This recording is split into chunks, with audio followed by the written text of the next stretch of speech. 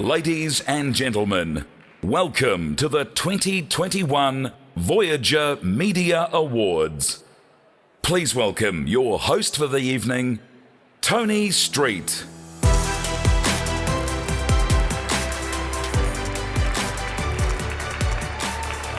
Tēnā koutou, tēnā koutou, tēnā koutou, katoa, ko Tony Street aho.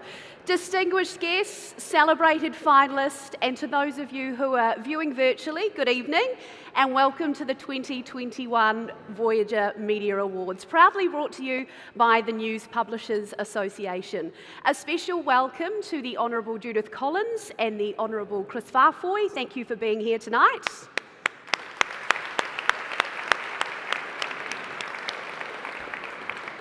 It really is my pleasure to be your host for the 48th Annual Awards, and how fortunate we are to actually be in this room tonight after last year's awards didn't happen because of lockdown. We couldn't be here, so great to see so many of you here, and boy, you have really packed it in. Please put your hands together also for the rangatahi of the InZone Education Foundation. How good were they? They were amazing.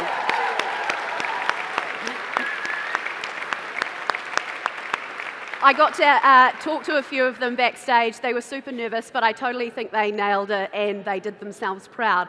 I just want to give you a little background on the foundation, and it's quite interesting. So through the generosity of donors and partners, InZone provides hostels with Māori kaupapa in the zones of Auckland Grammar School and Epsom Girls Grammar, which enables 80 Māori and Pacifica rangatahi to attend these academically focused, high effective schools.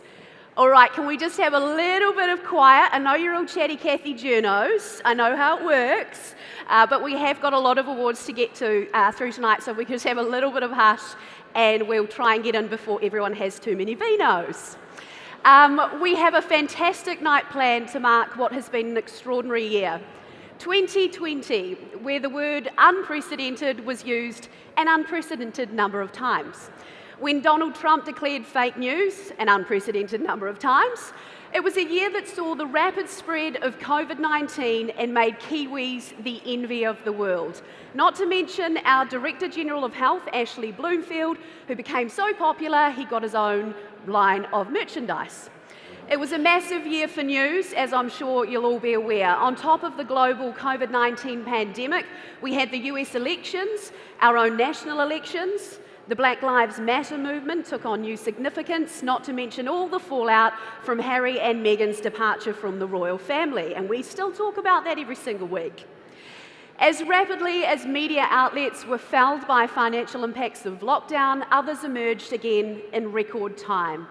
2020 was a year where the media pivoted at such a rate that we all almost did a pirouette.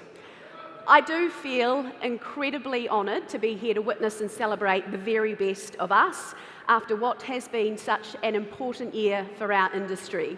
If you have made the coveted list of finalists tonight, you deserve to feel super proud just to be here, knowing that you stood out at a challenging time for the world globally. Tonight is our chance to say thank you and to celebrate your excellence. So congratulations just for being here.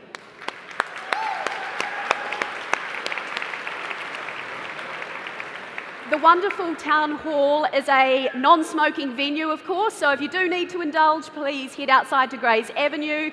Should there be any kind of emergency, leave via the exit doors. The signs are all around, and assemble in Aotea Square. Just follow the directions of the wonderful staff here. Bathrooms are located on this level and just outside behind the stairwell in the stalls foyer. COVID QR codes are located around the building, so please make sure you scan in.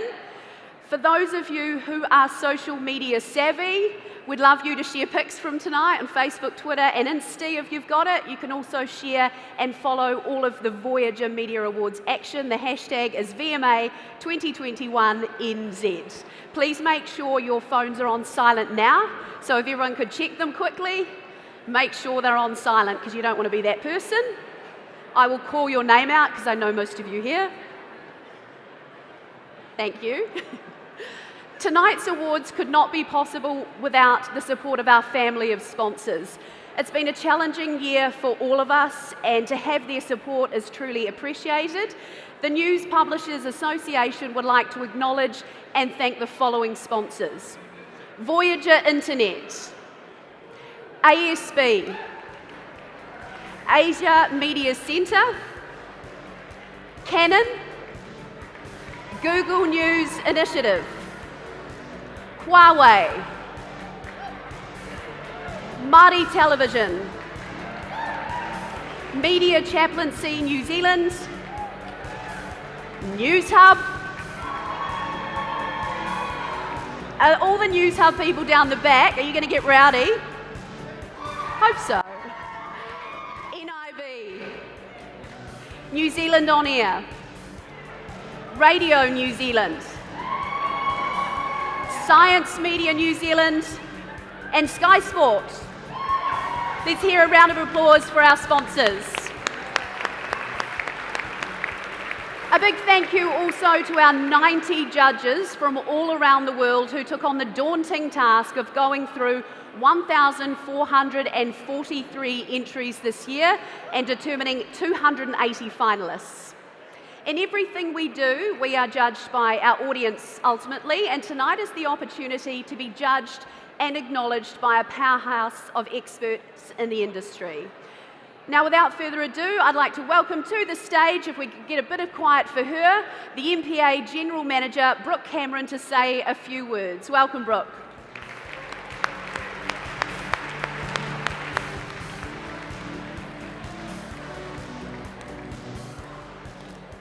Thanks, Tony, and welcome everyone. It's so wonderful to be here with you all tonight and to gather in this gorgeous venue and celebrate your incredible efforts during what I was going to say has been a truly unprecedented year, but we'll call it 2020 now. It has been an honour and privilege to have met and worked with so many of you across the industry since I joined the MPA 18 months ago. These awards were first held back in 1973 and have evolved over time to reflect the ever-changing media landscape, something that we'll continue to do, as you'll see tonight, to ensure that they remain relevant and reflect the wonderful work you do for all New Zealanders. And to also provide the opportunity for you all to get together and celebrate as an industry. Tonight is all about you, so I'm not going to talk for long, and it's about celebrating the very best print, photo, video, digital and broadcast journalism from across New Zealand media organisations. A recent study we undertook revealed Kiwis are engaging more than ever with New Zealand's news brands, and I know this is because of the brilliant work you all do. So on behalf of all New Zealand, thank you. As Tony mentioned, we couldn't do this without the support of our sponsors and judges. A huge thank you to you all too. It's been a pleasure working with you all on bringing tonight together. Congratulations to every one of our 280 finalists. Looks like all of you are actually here tonight. And I'd now like to invite the Honourable Chris Farfoy, Minister of Broadcasting and Media, to say a few words. Have a great night, everybody.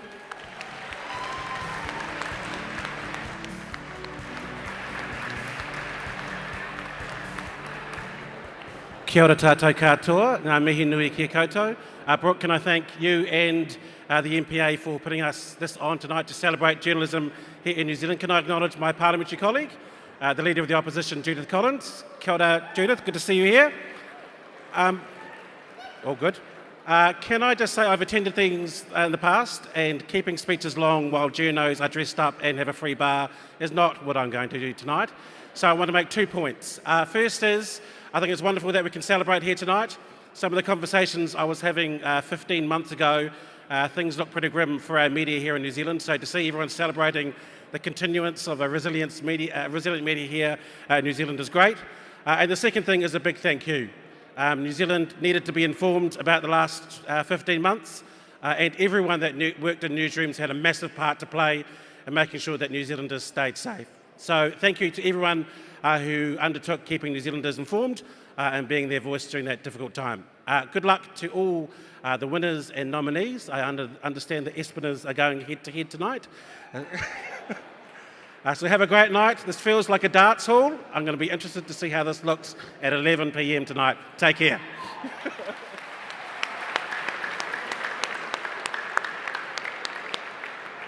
Thank you, Minister Farfoy. Time now to sit back and enjoy the awards. Food and beverage, it sounds like you've already got a bit of that down you, will continue to be served throughout the evening, and we'll have a half-hour break around 8:05 tonight. There are 66 awards to announce tonight, and we would love for all of our winners to have their moment in the sun. So if you can try and keep the chat to a minimum, this is a very loud crowd already. We do want to respect the people that are getting announced tonight, and I'm sure you would all agree with that. So you can celebrate our winners, shout when they come up, but please try and keep the applause to the end when the winner is announced. We are doing things slightly differently this year. Not everyone is going to come up on stage. In each category, we'll have specialist awards, then I'll announce finalists and winners of the premium awards. And lastly, in each category, we'll announce the supreme awards, where all the winners will be asked to come up on stage. So if you are a supreme award winner, you need to listen to this. Please come up on the stairs to my left to receive your trophy, take a photo with your presenter on stage, and we'd love you to say a few words. And this is going to be very hard, but we're giving you a limit of a minute tonight. 1 minute if you win the Supreme Award. We'd then like you to get another photo taken to the side of stage here as you leave. If that wasn't clear, or you've already had a couple of vinos, I will remind you just before the Supreme Awards are announced. Now, for those of you who don't come up on stage, don't worry, we're giving you a little less admin to do. We will send out your certificates after the event. However, during the break and after formalities, please go to the photo wall in the supper room, I'm getting caught here, which is out through that door, and you can get it in front of the photo wall. All right, let's have some hush, please, because you guys are really, really loud, and it's not going to be nice if someone gets an award and we're chatting like this. Okay. Let's get underway with the general category and the first of our specialist awards presentations. Thank you, Tony. Here are the finalists for Best Columnist Business.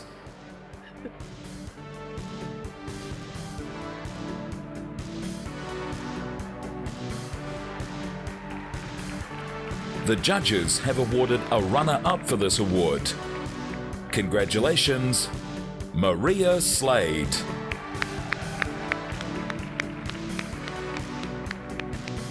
And the winner for Best Columnist Business is Patrick Smelly.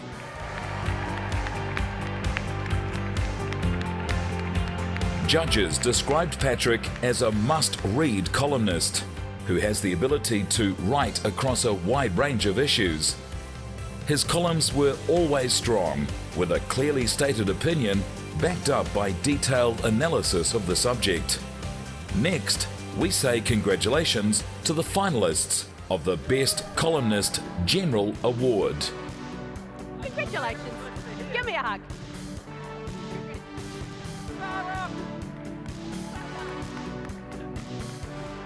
And the winner of the Best Columnist General Award is Anna Rafferty Connell.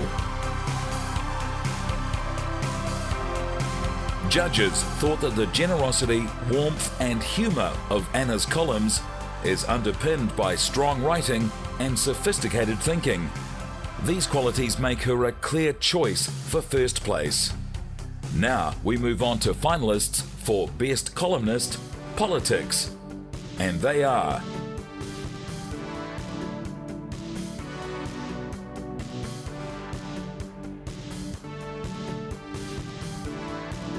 a runner-up has been awarded to Patrick Smelly. And the winner for Best Columnist Politics is Jehan Casanada. Jehan is a journalist not afraid to debate issues that prick the social conscience and provoke some uncomfortable conversations. Powerful, compelling, and brave writing, the judges said. And lastly, presenting the Best Columnist Sport Award. There was one standout entry in this award who showed himself to be a professional opinion maker, keeping his audience interested with his original approach to high-profile news events and a lively and tight writing style. a unanimous decision by the judges, the winner of Best Columnist Sport is Paul Thomas. And that concludes the Specialist Awards in the general category. Back to you, Tony. Congratulations to all our Specialist Award winners. Now to the Premium Awards in the general category. And just a reminder, these awards do not require you to come up on stage, although I do appreciate hugs. The hugs were great. First up, we have Opinion Writer of the Year, and here are your finalists. Liam Dan, Leonie Hayden, Alison Moore, Andrea Vance, Simon Wilson. Let's have a big round of applause for all of our finalists. And the Opinion Writer of the Year is Leonie Hayden.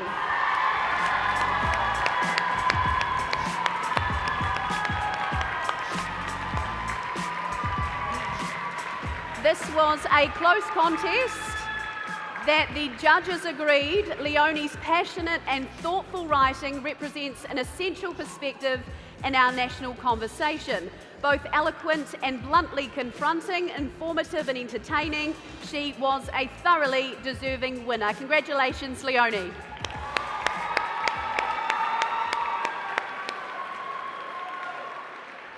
Next, we move on to Reviewer of the Year. Please join me in celebrating the finalists. They are Sally Blundell, Mark Broach,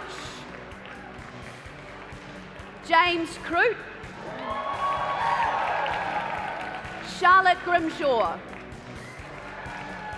and Diana Witchell. We have a runner-up in this award. Congratulations to Sally Blundell. And the Reviewer of the Year is Charlotte Grimshaw.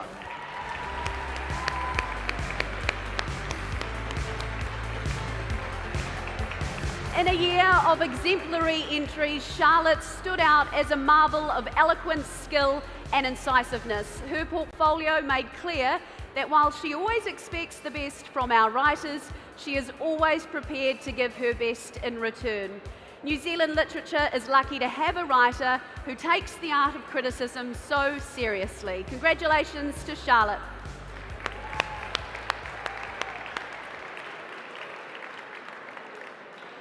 Now it's time for the Supreme Awards in the general category. As these awards are announced, can the winners please come up to the stage on the left here, my left, receive your trophy, and remember to keep your speech nice and short. I'd like to welcome back on stage MPA General Manager Brooke Cameron to present these awards. Thanks, Brooke. First up, Columnist of the Year, chosen as the best columnist from the winners announced just earlier in the Specialist Awards. Let's remind you of those winners again. Jahan Casanada, Anna Rafiti Connell, Patrick Smelly, and Paul Thomas. Over to you, Brooke, with the winner. And the Columnist of the Year award goes to Patrick Smelly. Come on up.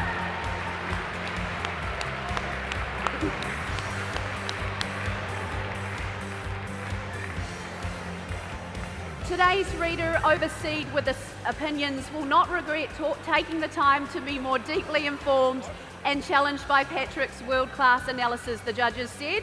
Patrick's portfolio on three big issues of 2020, the America's Cup, media governance and the COVID economy, has the authority and bite that can only be earned after decades of fastidious reporting. New Zealand readers are fortunate to have him.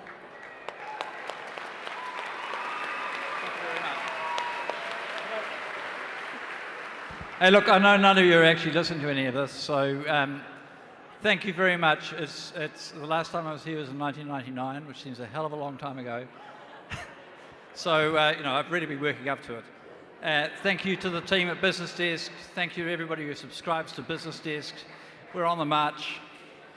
Get out of the way. Thank you, Patrick. Congratulations.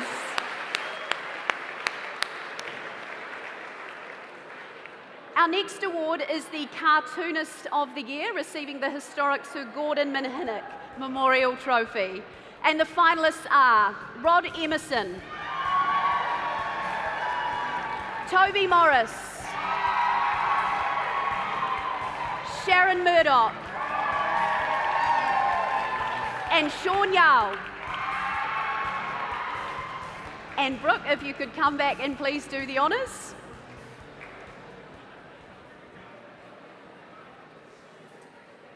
And the Cartoonist of the Year, repeating his win from last year, is Toby Morris. Well done.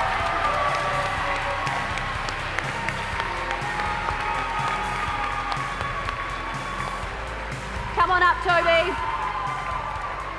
In a year marked as much by disinformation as by COVID, the judges said Toby's outstanding work shared globally and picked up by the World Health Organization is worth celebrating for its accuracy, skill and empathy. The judges also praised his talent as a visual storyteller. Congratulations.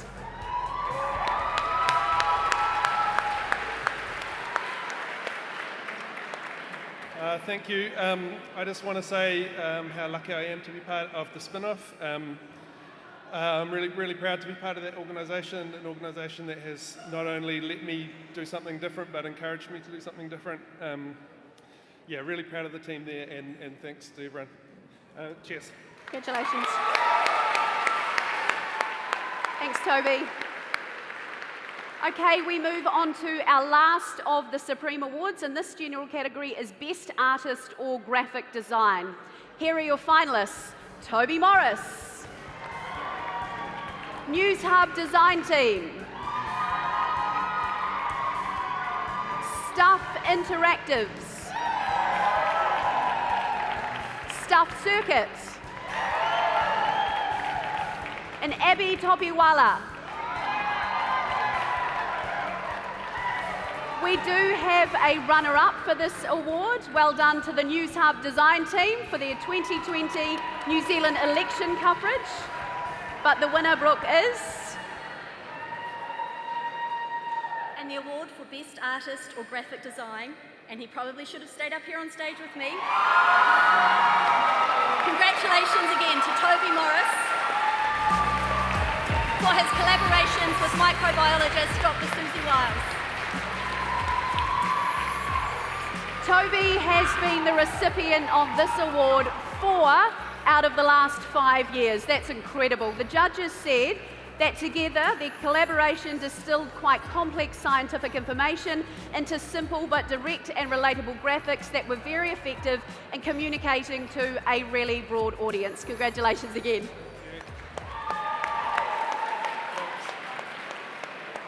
Half of this award really should be, or more than half of this award should be to Susie Wiles. That's what happened there.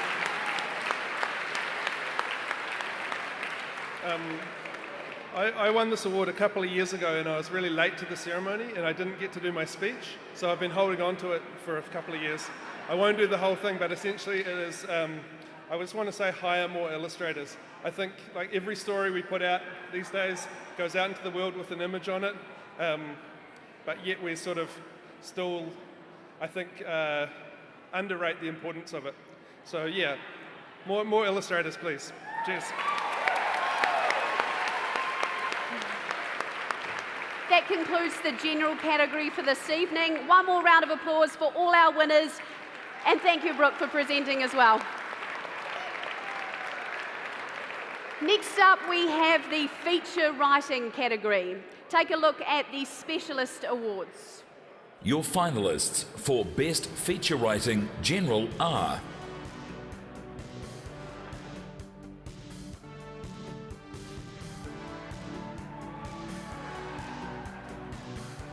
and the winner for Best Feature Writing General is Greg Bruce for his work in Good Will Hunting. The judges said this feature story offered a refreshing take on feminism and female empowerment in Māori communities.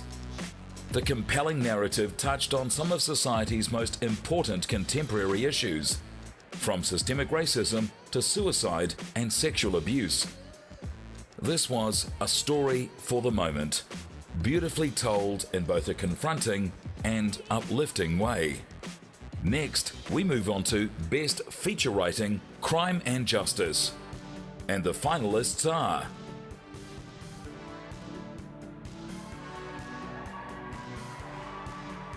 congratulations to Aaron Smale as runner-up.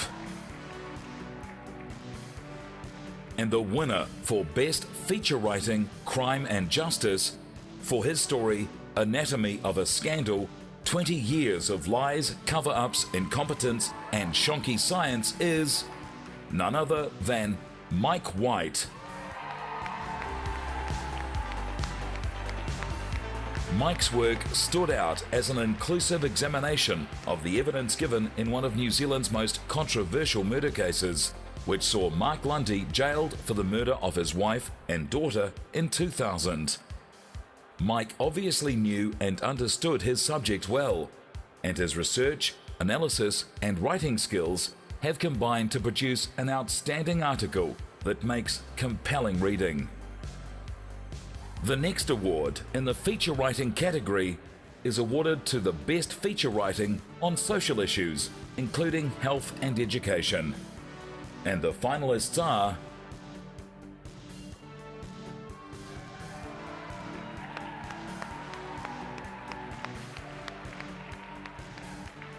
well done to runner-up Isaac Davison.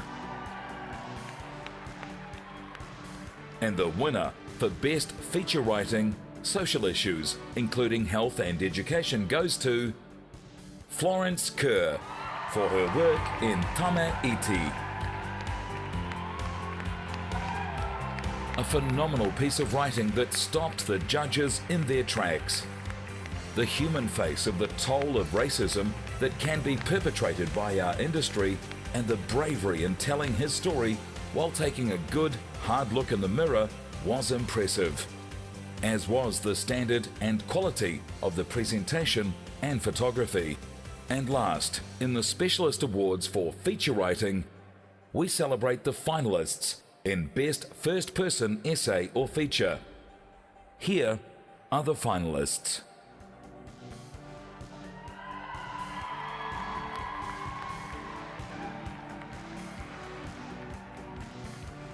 And the winner for her story, I Was Filmed in a Kmart Changing Cubicle, is Veronica Schmidt.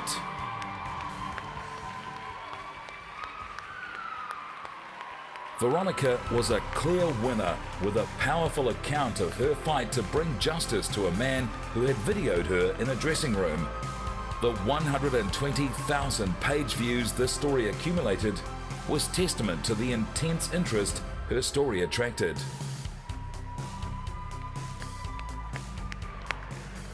Let's have one more round of applause for our Specialist Award winners for feature writing. Next we move on to the Premium Awards, and up first we have Junior Feature Writer of the Year. And the finalists are Michael Andrew,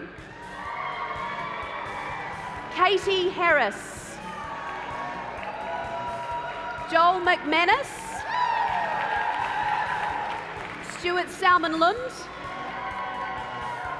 and the Junior Feature Writer of the Year goes to Michael Andrew.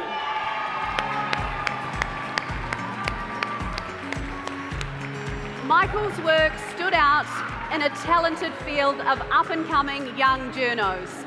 His stories were beautifully written in plain English and a joy to read, the judges said. He chose original subjects reflecting a depth and colour in his reporting. Congratulations, Michael. Our next award celebrates the Feature Writer of the Year short form with articles up to 3,500 words. And the finalists are Nicholas Jones, Kim Knight,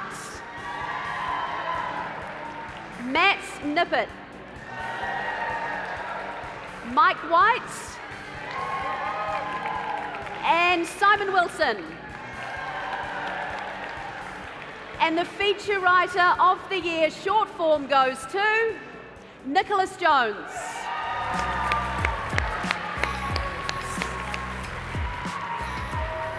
Nicholas's portfolio was powerful, empathetic, spare writing, and for the substance and heft of his stories. Congratulations to Nicholas again. Congratulations, round of applause.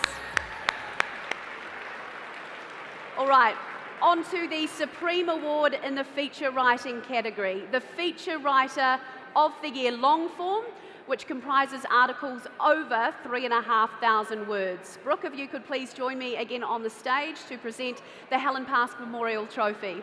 Let's take a look at the finalists. And ladies and gentlemen, the judges have awarded a runner-up in this category.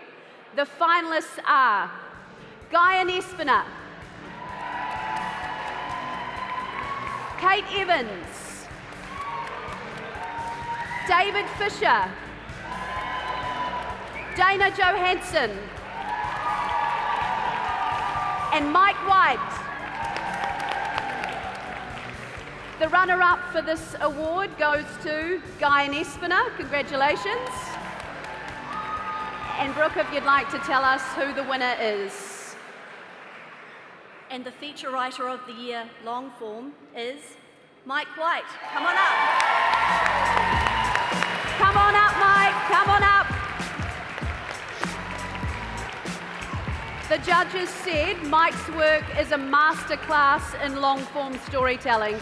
He starts with topics of national significance, applies months and in some cases years of tireless in-depth reporting, and crafts it all into journalism which holds the reader's attention right to the very last words and resonates long after. Congratulations.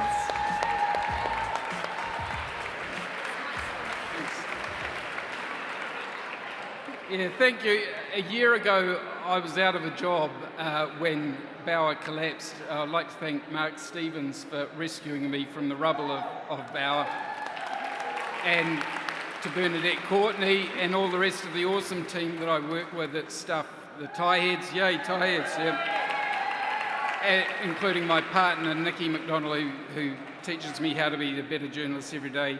And thanks finally to Sinead for buying the company. I hope you still think that was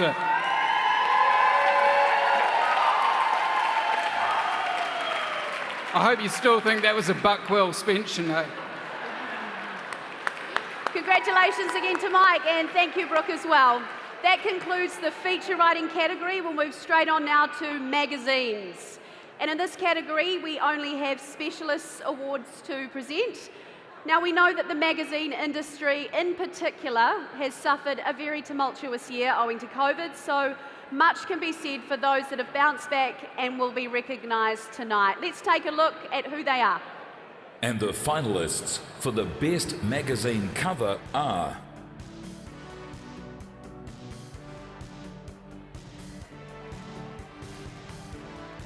and the best magazine cover goes to Here. Here manages to be both bold and thoughtful at the same time, the judges said. From the use of block colour that evokes the warmth of a home to the impeccable attention to detail, everything about this cover is well considered. Our next award goes to Best Newsstand Magazine. Congratulations to our finalists.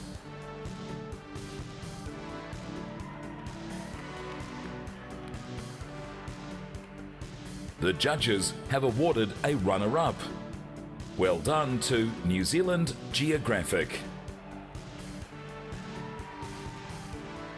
And the winner of the Best Newsstand Magazine goes to New Zealand Listener.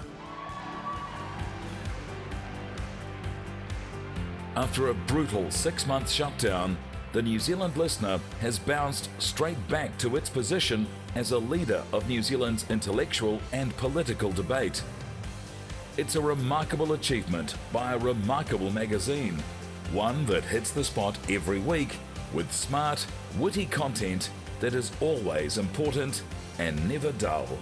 And lastly, please put your hands together for the finalists of the Best Trade or Professional magazine.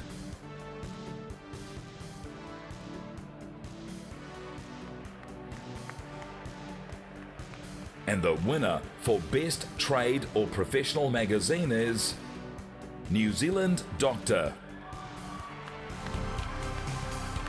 New Zealand Doctor is a remarkable magazine, particularly when you consider it is produced every 2 weeks.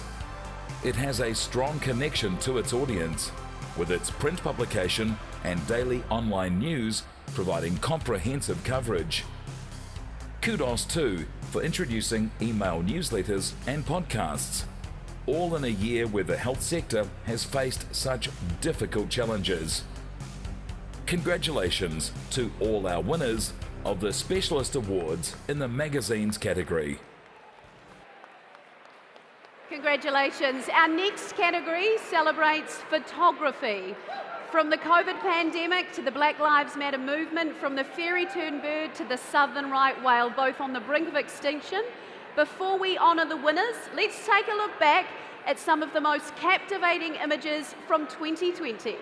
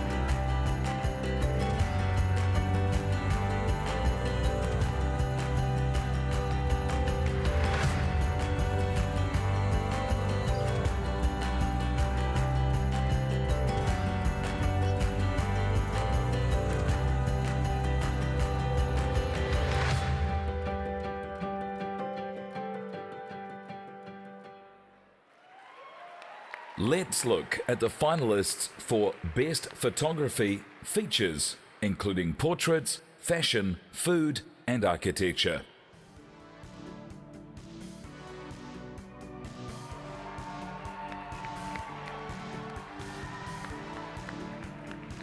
The judges have awarded 2 runners-up for this award. Well done to both Richard Robinson and Chris Skelton. And the winner for Best Photography features, including portraits, fashion, food, and architecture, is David White. There were numerous examples of good photographs in this category. However, the judges felt that David's collection of portraits were both compelling and evocative and would draw the viewer in to learn more about the stories behind them. And now on to Best Photography News. The finalists are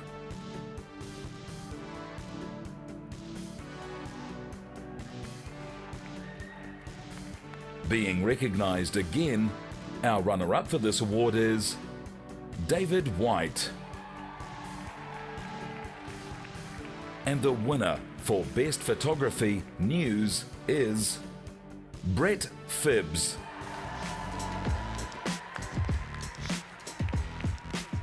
Brett has produced a technically brilliant set of graphic photographs to illustrate the many facets and layers of the unfolding and complicated pandemic. A deserving winner with a strong body of work. Moving on to Best Photography Sport. Here are the finalists.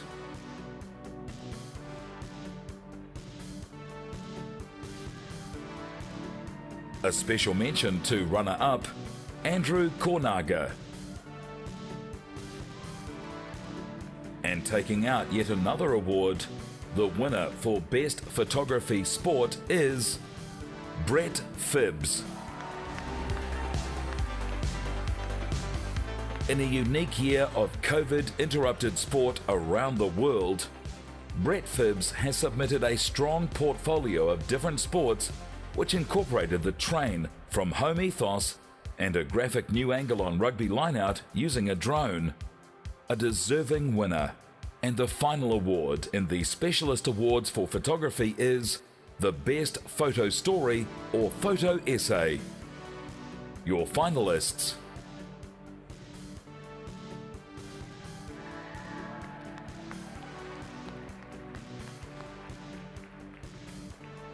we have a runner-up, ladies and gentlemen.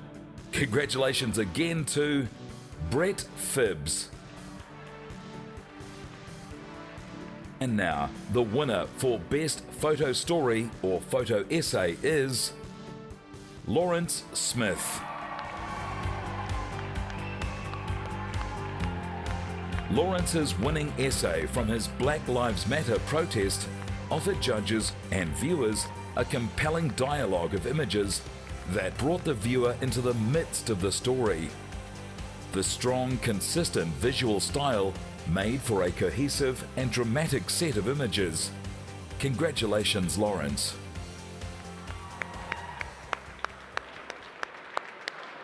Huge congratulations to all our winners. Now, there are no premium awards in this category, so we're going to get right on to the Supreme Awards. Remember, if you're a winner of one of these, please come up on stage, get your trophy, and have a little speech ready. Up first, the finalists contending for Best Photography Junior. The lovely Brooke will ask you to come out again to help present. The finalists are Ryan Anderson and Ricky Wilson. Do the honours. And the winner for Best Photography Junior is Ricky Wilson. Come on up, Ricky.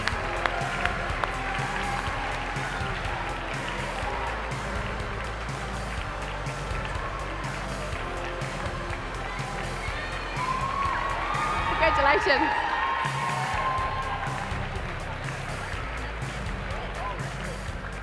Wow, thank you very much for this. Wow, that was quite a surprise. Well, I don't know what to say apart from thank you to staff, thank you to my colleagues in the visuals department.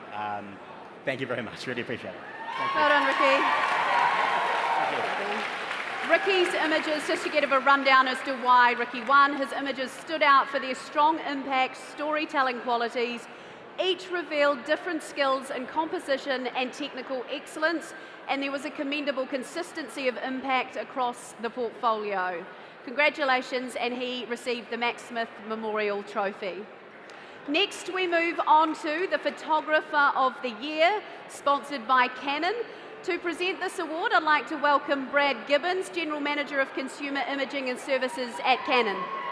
Canon New Zealand are thrilled to sponsor the Photographer of the Year award this year, a category very important to us. We're glad that we can celebrate this awesome award with the finalists and winners. Well done. And the finalists are Mark Baker, John Copeland, Ian McGregor, Brett Phibbs, and David White. Brad, if you could please do the honours. And the Photographer of the Year is Brett Phibbs.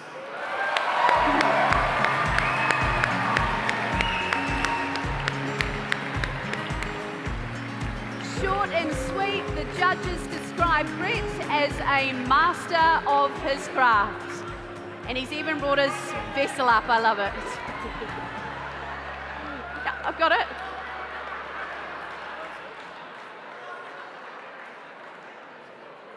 Am I allowed to drink it? What was that code word, McGregor? No, thanks very much. I'm pretty honoured, and I'm pretty humbled, and it was a great finalist, and basically we got a great job, and to record people at their best and worst, what can I say? Like it's been a journey. So that's shit. Journey's shit. It's like I'm sounding like fucking.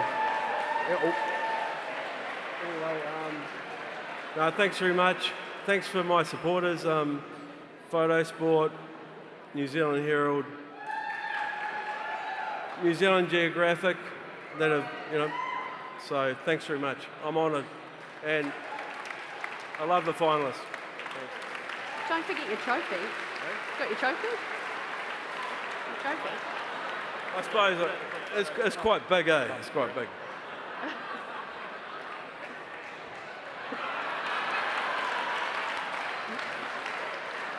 A big round of applause for Brett. Thank you. You've got to get a photo over there as well. Sorry. And that wraps up the photography category this evening. Congratulations to all our finalists and our winners. This next category will be very hotly contested, the reporting category. This is a biggie, so we'll go through the specialist and premium awards. Hopefully by now you've got the flow of things. Specialists, don't come up and speak, it's only the ones at the end. So the Supreme Awards we will have after the break. Best coverage of a major news event. The judges of this award would like to acknowledge that 2020 was a tough year to be a journalist, but describe this as a very impressive field. Here are the finalists.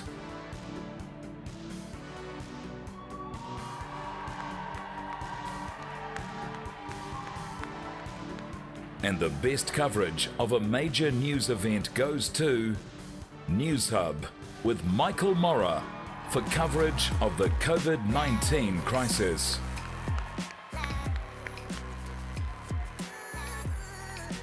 Michael Morra of News Hub presented a series of reports revealing a dire lack of border worker testing, issues with PPE, and shortages of required medical equipment. Through the tenacity, clarity, and quality of his reporting, it made New Zealand's response to COVID-19 stronger. This is a significant achievement, and the reason we have selected him as the winner from a very impressive field. I just about fell off my chair yesterday when I heard people say, well, we're going to test the whole workforce. I had obviously naively assumed that was already happening. Professor Baker says a thorough investigation is needed. I think we're at the stage now of doing an official inquiry into the entire outbreak response. Only then, he says, can we truly improve our pandemic response in the future. Next, let's take a look at the finalists for Best Editorial Campaign or Project.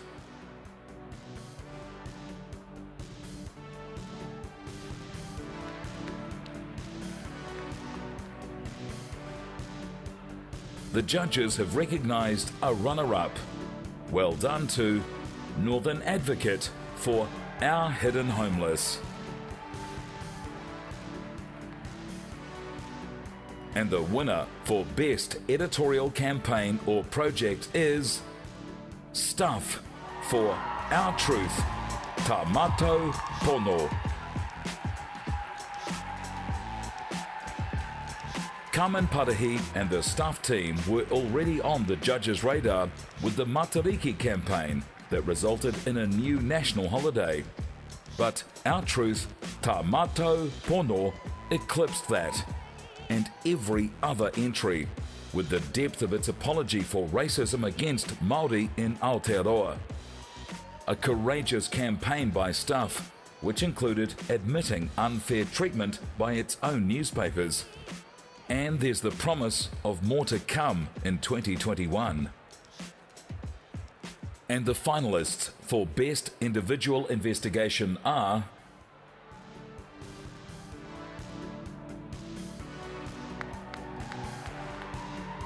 and the winner for Best Individual Investigation is Aaron Smale for his investigation, abuse, torture, and a deep state campaign of denial.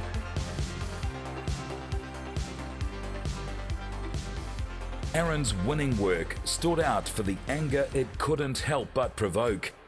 It forced the government, institutions, and the nation to reflect and account.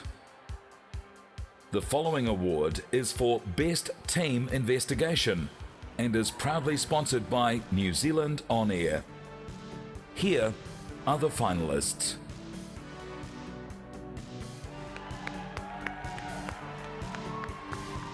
And the winner is RNZ for their investigation into New Zealand First donations. New Zealand First donations pulled back the veil on a corrupt political donations process and revealed not only a wrongdoing that was of serious public interest, but the systemic and hidden causes of that wrongdoing. In so doing, it upheld the finest tradition of investigative journalism in holding power to account that had proved unable to hold itself accountable. Looking ahead, now to finalists for Best Reporting, Crime and Justice.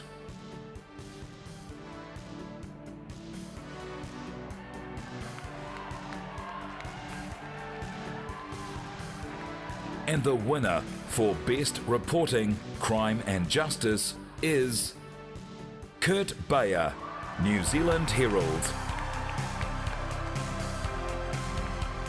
Kurt Bayer's portfolio is extraordinary.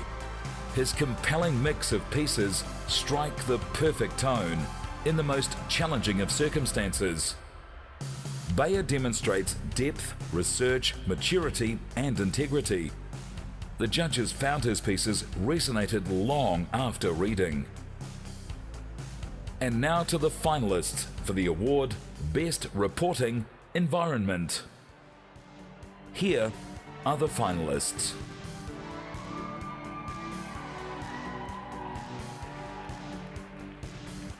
Before we announce the winner of this award, we'd like to take a moment to recognise the great contribution of finalist Alison Ballance.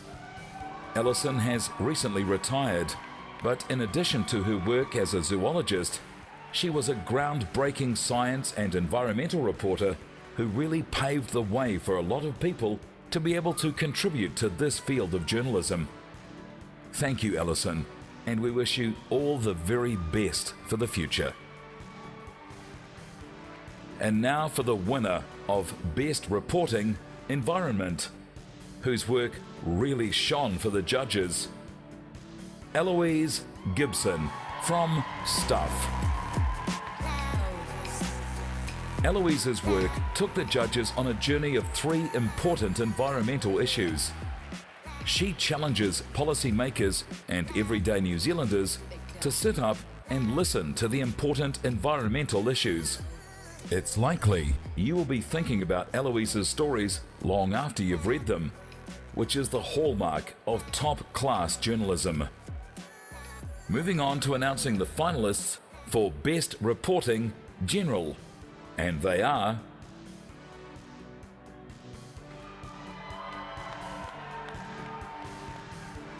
congratulations to the winner, Tom Delane, New Zealand Herald.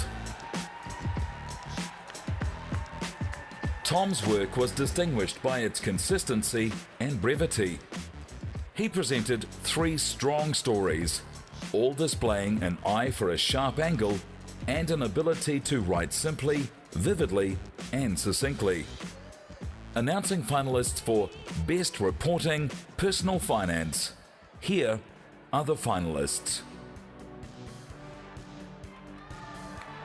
And the Best Reporting Personal Finance award goes to Tamsin Parker, New Zealand Herald. The judges were impressed by Tamsin's highly topical reporting, with her initiative and perseverance culminating in a 7-figure payout to shortchanged KiwiSaver members. Let's take a look at Best Reporting Social Issues, including health and education. And the finalists are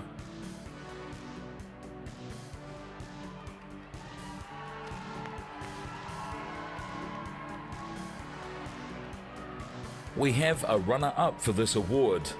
Well done, Lisa Owen, Checkpoint, RNZ.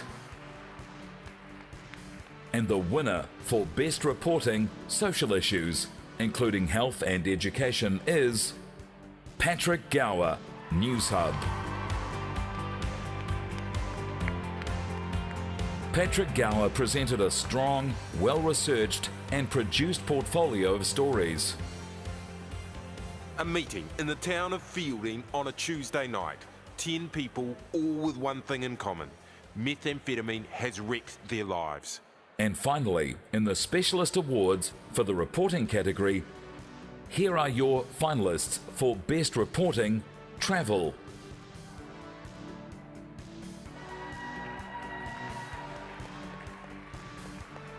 Well done, runner-up, Nick Perry from Associated Press.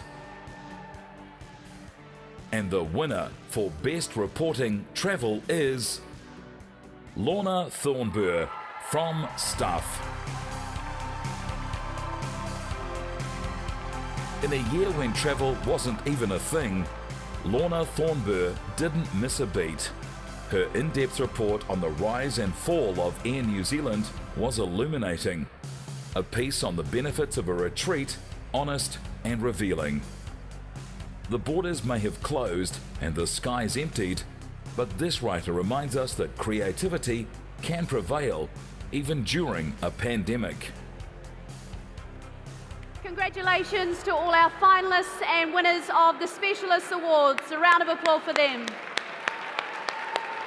Now we're going to take a look at the Premium Award winners in the reporting category. First up is the Business Journalist of the Year, and the finalists are Nikki McDonald, Nikki Mando, Matt Nippert, Jenny Ruth, and Maria Slade. Now we have a runner-up for this one. Congratulations, runner-up, Matt Nippert from New Zealand Herald. And the Business Journalist of the Year is Nikki Mando from Newsroom.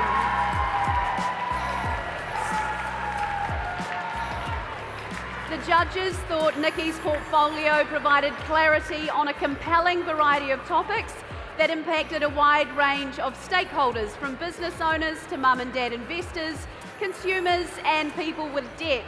Her writing style also challenges readers to reflect on important issues that affect our daily lives. The next award, if we could get a little bit of quiet please, is for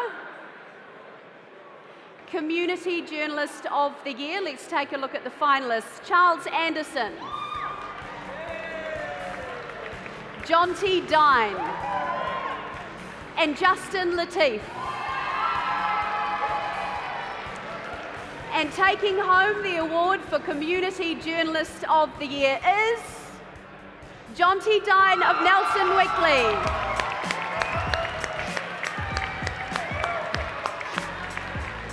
The judges had this to say about John T's work. These are insightful, thoughtful and well-constructed stories told with heart and energy.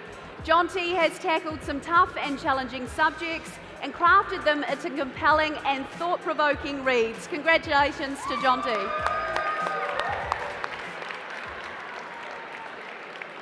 To the Political Journalist of the Year. Could we have some hush before I read the finalists? The Political Journalist of the Year finalists are Henry Cook, Amelia Jane Wade, Jenna Lynch, Matt Nippert, Tova O'Brien, and Andrea Vance. The runner-up for Political Journalist of the Year is Andrea Vance from Stuff. And the winner of Political Journalist of the Year is Matt Nippert, NZ Herald.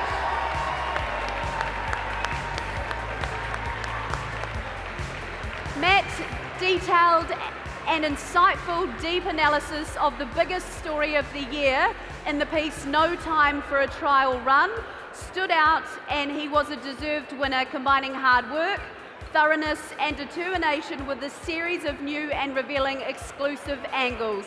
That was what the judges said. Congratulations, Matt.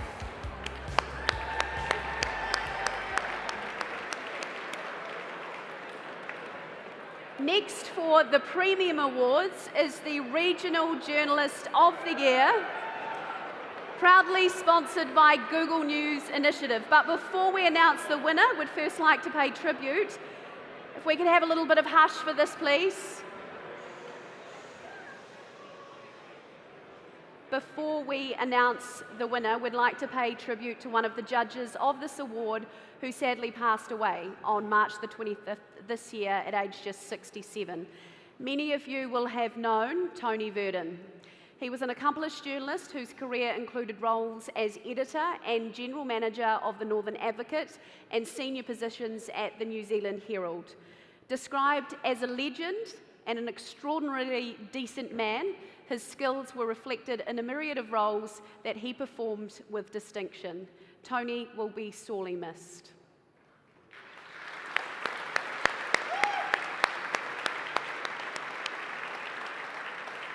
To the finalists for Regional Journalist of the Year, proudly sponsored by Google News Initiative, Kurt Bayer, Kitty Gillespie, Robin Martin, and Samantha Ollie. And the winner is Kurt Bayer, New Zealand Herald.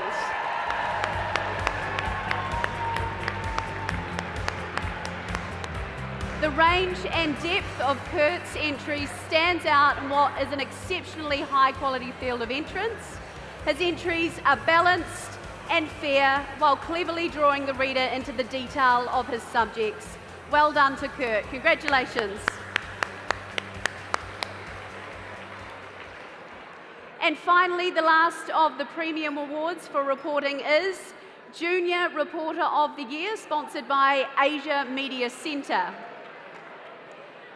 Now, there's a little bit extra for this award. The deserving winner also takes home $2,500 worth of travel vouchers, compliments of Asia Media Centre, which is pretty timely with the Cook Islands travel bubble. The finalists are Charlotte Cook, Josephine Franks, Te Anua Hura Hanganui, Kitaki Masilamani, Samantha Ollie, Mackenzie Smith, and Mandy Tay. The judges have chosen a runner-up for this award. Congratulations to Charlotte Cook.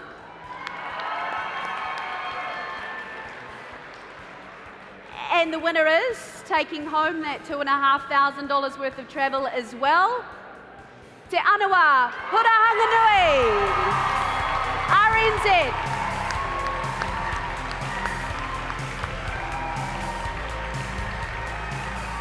Te Anua presented a trio of stories that would be impressive coming from a journalist with 20 years experience.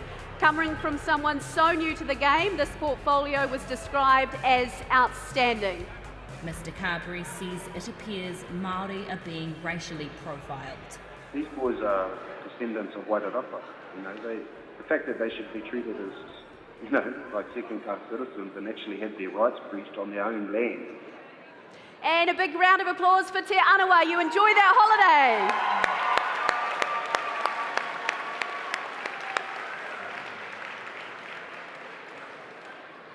All right, it is time for the half-hour break, so fill your glasses and we'll be back shortly. Enjoy.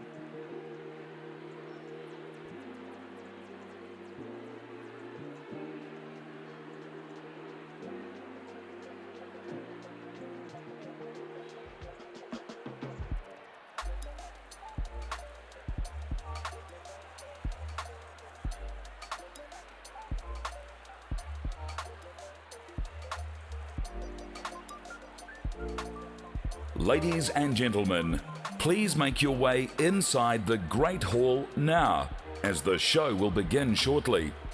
And don't forget to take your beverages with you.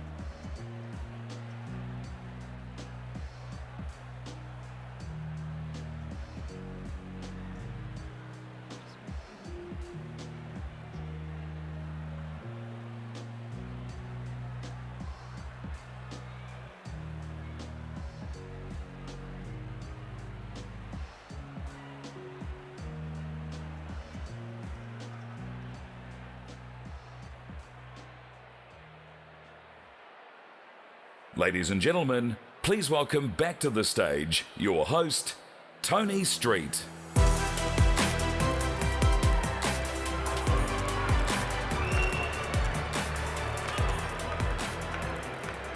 Welcome back, everyone. If you could take your seats and we'll crank into the next half of the awards. Hope you've all got your drinks full, had something to eat. I'll give you a couple of minutes to find your seats.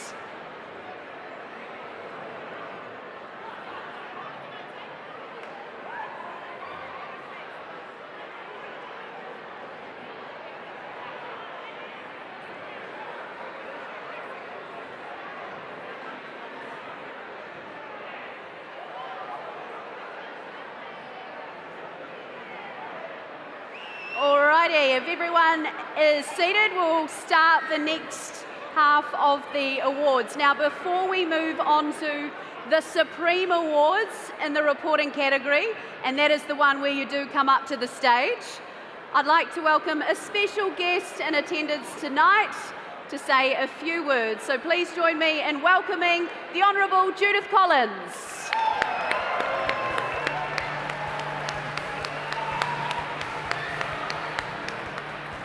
Well, thank you very much, Tony, and thank you, everybody. It's been a great night.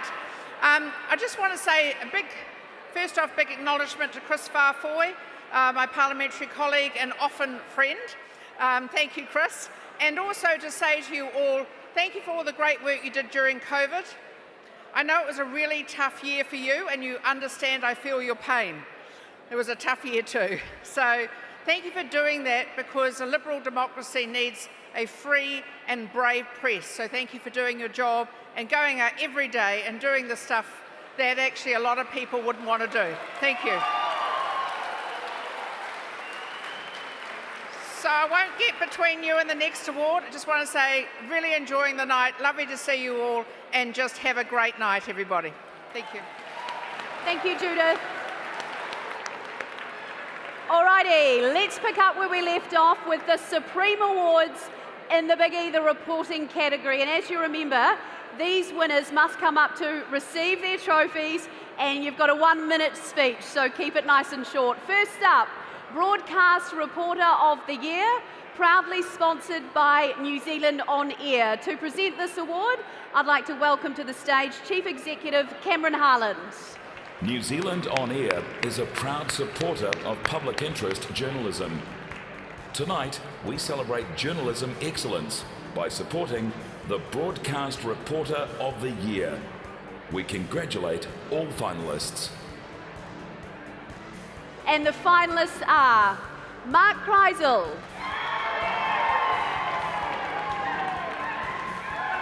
Patrick Gower,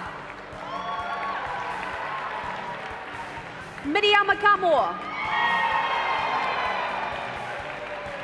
Tova O'Brien,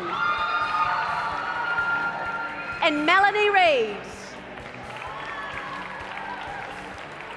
We have a runner-up in this category tonight. Congratulations to Tova O'Brien of News Hub. And Cameron, if you'd like to do the honours for the winner. Thanks, Tony. Kia ora. And the Broadcast Reporter of the Year award goes to Mark Kreisel.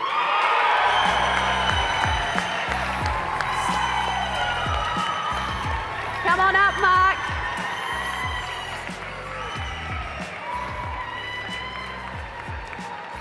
Mark's story, I Can't Breathe, is a masterclass in broadcast journalism.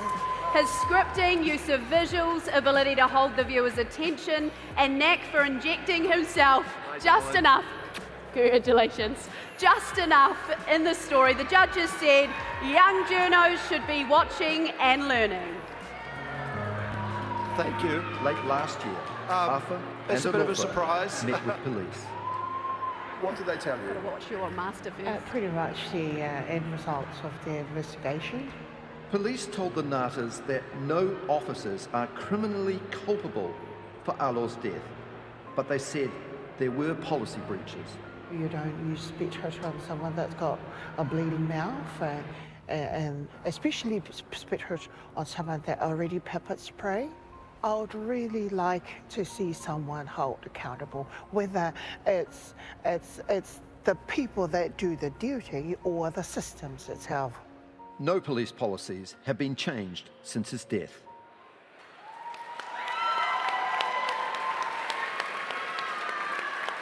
Thank you very much. I'd like to thank my Sunday whānau.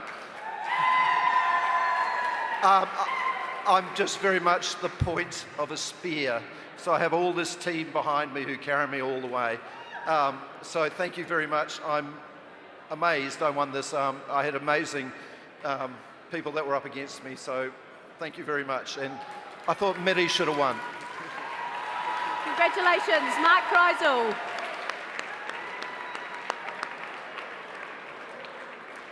All right, moving on now to Science Journalist of the Year, sponsored by Science Media Centre.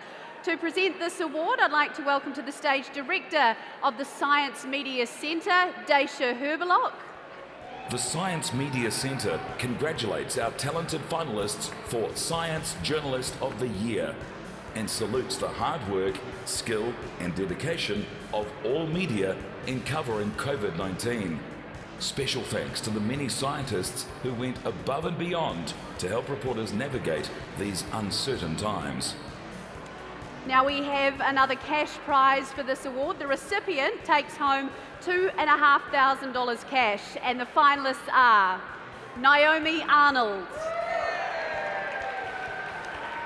Kate Evans, Charlie Mitchell, Jamie Morton, and Susan Strongman. Deja, can you please let us know who the winner is? Science Journalist of the Year 2021 goes to Charlie Mitchell.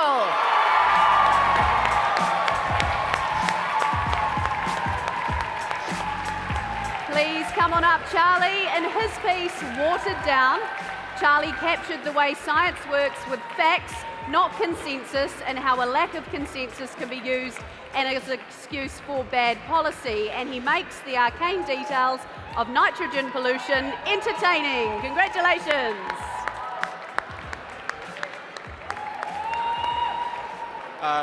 Yeah, sorry, I'm really bad with words, ironically. This will sound like a complete non sequitur, but I just wanted to give a shout out to all our Māori and Pacifica journalists. Like, sorry to do this, but like, it was only until this year that I just realized how difficult it is for you guys. Like, it's just, you know, this industry is hard. It's hard for me as a Pākehā guy. I don't know how hard it is for you guys. Like, it's unbelievable. So I just wanted to say, shout out to you guys, and like, I really hope that we as an industry can just be a bit hire more people less like me, you know. I shouldn't say that. Don't fire me, but. Congratulations, Charlie, and thank you to Daisha as well. All right, moving on to the Sports Journalist of the Year, sponsored by Sky Sport. Joining me to present the award is Sky New Zealand CEO, Sophie Maloney. Sky is proud to sponsor the Sport Journalist of the Year Award, recognising excellence in sport reporting in Aotearoa, New Zealand.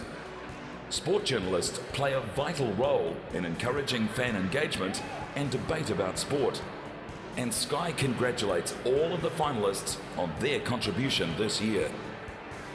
And the finalists are Dylan Cleaver, Dana Johansson, Suzanne McFadden, and Ollie Ritchie. Our runner-up for this award is Dana Johansson from Stuff. And Sophie, if you could please do the honours, taking home the Sir Terence McLean Trophy. Kia ora. And the Sports Journalist of the Year goes to Suzanne McFadden. Woohoo! Suzanne's portfolio showed the range and quality of one of the country's finest sports writers, with revealing and gritty examinations of some of the obstacles facing women who live their lives through sport. Her stories have created the appropriate stage for critical issues that can determine the success or failure of some of our best athletes. Congratulations, Suzanne.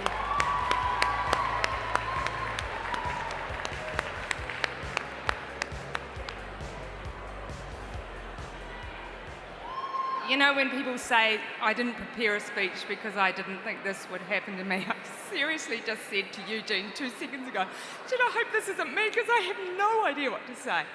But I want to congratulate Dana Johansson. It's her birthday today. And as much as we are kind of rivals, we're also really good friends, and she drives me to be better all the time.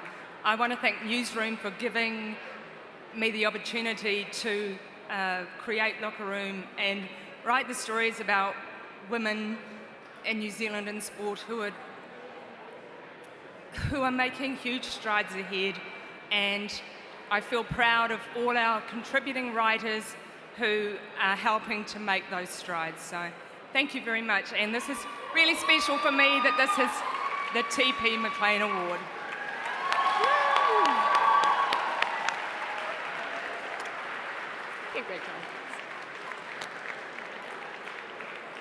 Congratulations to Suzanne, and thank you, Sophie.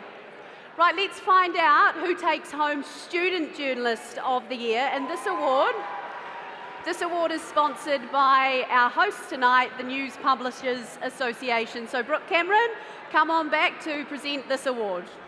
The News Publishers Association is proud to sponsor the Student Journalist of the Year Award, supporting the future of journalism, and congratulates all finalists and winners being honoured here tonight. And the finalists are Ruby Hayward, Ella Stewart, Louise Turner, Stephen Walton, and Sherry Zhang. Again, the judges have awarded a runner-up, and that is Ruby Hayward from Stuff. And now, Brooke, can you tell us who the winner is? And the Student Journalist of the Year is Louise Turner. Come on up, Louise.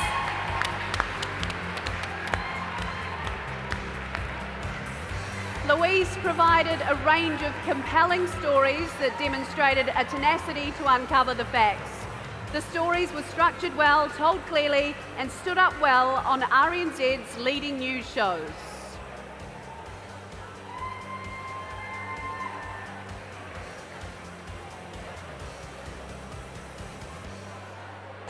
Massey High School is a Decile 4 school in West Auckland and home to 1,700 students.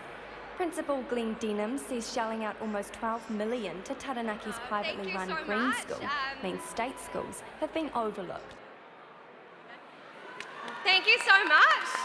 I really didn't expect to be receiving this tonight, considering most of the people in my category are my closest friends. So I just wanted one of us to get it. So amazing. But I just have to say a special thanks to my RNZ team. I wouldn't be here without them.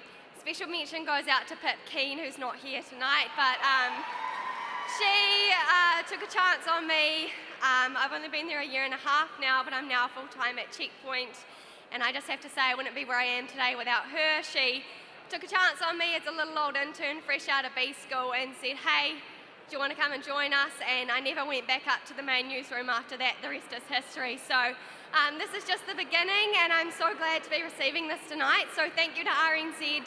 And I just want to say a special thank you to all the talent in all of my stories as well, because at the end of the day, that's what keeps drawing me back. That's why I wanted to be a journalist, and that's why I'm here today. So without them, I'd be nothing. Thank you very much. Cheers. Congratulations, Louise.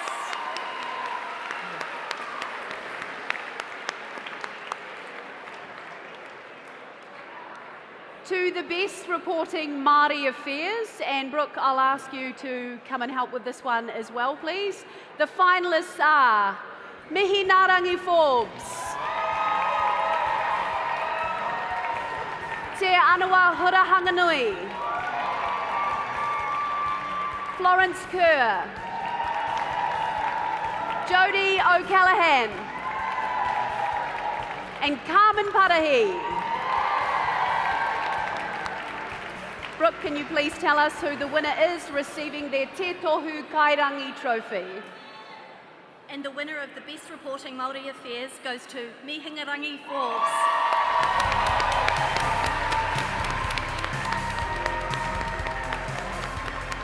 Now, unfortunately, Mihi Narangi could not be here tonight to receive this award, but the judges said her fearless storytelling married with high production value puts her in a league of her own. Her investigation into missing Uawa woman Jamie Kaiwai not only gave a powerful voice to the marginalised, it exposed failings of justice and expectations of the public service.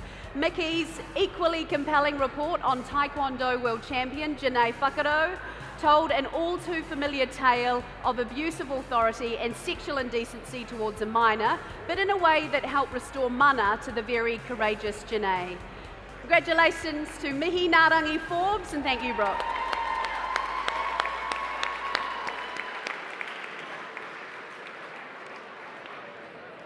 And the last of the Supreme Awards in the Reporter category, the highly anticipated Reporter of the Year, sponsored by Voyager Internet.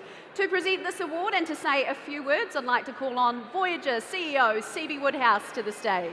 Voyager Internet is proud to sponsor the Reporter of the Year Award, recognising the high calibre of journalism in New Zealand. Voyager Internet is honoured to celebrate and support all of the talented finalists and winners at this year's awards. Hello everybody. In today's age of misinformation and social media filter bubbles, getting accurate, timely and responsible information into the hands of the public is more important than it's ever been. And that's why what everyone in this room does is so important. So thank you all. And because it's so important, that's why Voyager is so proud to sponsor these awards, and we're going to continue to do so. It seems like only yesterday that I signed the agreement to sponsor the Voyagers, as they're now known, for the first time. But we look forward to being here many more years. So thank you everyone, and drink up on me. Thank you, CB. And now, here are your finalists for Reporter of the Year. Dalipa Fonseca, Alison Moore, Carmen Parahi, Jared Savage, and Dean Taylor. We have a runner-up in this category. The runner-up goes to Carmen Parahi. Carmen's work leads a groundbreaking effort by staff to look at news with a Māori perspective, and that was why she was awarded the runners-up prize. CB, can you now tell us who the winner is and hand over the Voyager Cup? Now.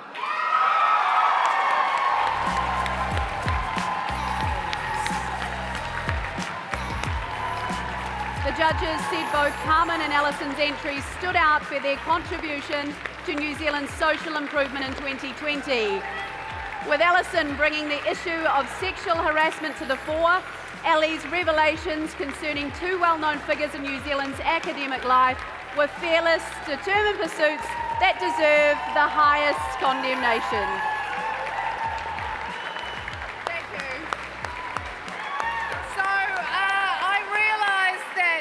There are a lot of people in this room that didn't give me a snowflake's chance in hell of making a go of this project. And I want to say I forgive most of you. Sinead was the one that said yes to this. She said yes to this project in a heartbeat, without hesitation. Thank you, Sinead. Mark Stevens for bringing me on full time, Bernadette for her incredible stewardship, Patrick, Jono, so many people who've helped this reporting. I'd like to actually give a shout out to Robert Stewart if he's here. Hi, Robert. So, I don't know, lawyers don't get much love, but Robert Stewart is the one that either says, back to the drawing board, Ellie, or yes, we're a go. Thank you to my partner, Carlene, and my kids, and all my wonderful colleagues. Oops, thank you so much. Thanks, everybody. Congratulations, Ellie Moore. Thank you, CB. And that concludes our reporting category. Congratulations to all of the winners. A big round of applause.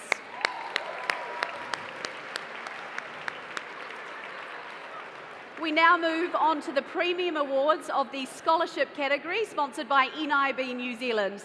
The winners of the Junior and Senior Awards will both receive a Health Journalism Scholarship to the value of $4,000 and $6,000 respectively, proudly funded by NIB New Zealand. First up, let's review the finalists in the NIB Health Journalism Scholarship Junior category. And the junior finalists are Adam Pearce, Zara Shata Masibi. And the Junior Health Journalism Scholarship goes to Zara Shata Masibi of New Zealand Doctor.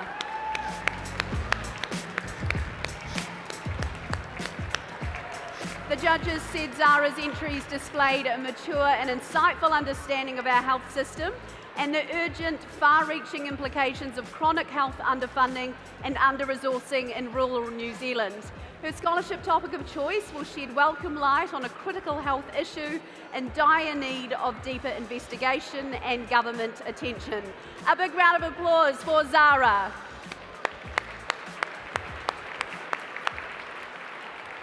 To the finalists in the Health Journalism Scholarship Senior category, and we have a runner-up in this one, but here are our finalists. Greg Bruce, Joe Lyons McKenzie, Hannah Martin, and Cecile Mayer. The runner-up, congratulations to Hannah Martin from Stuff. And the winner of Senior Health Journalism Scholarship goes to Cecile Mayer, Stuff.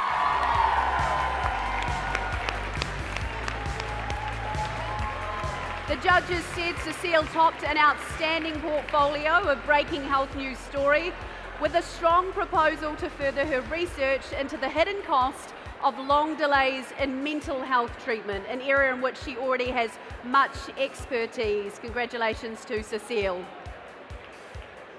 All right, let's try and get a little more hush. We only have 3 categories to go and then the bar's open. 3 more categories, we can do it. We are nearly there. The next category is video. Let's take a look at the Specialist Awards. The following Specialist Awards in the video category are all proudly sponsored by New Zealand On Air. First, let's take a look at the finalists for Best Breaking News Video.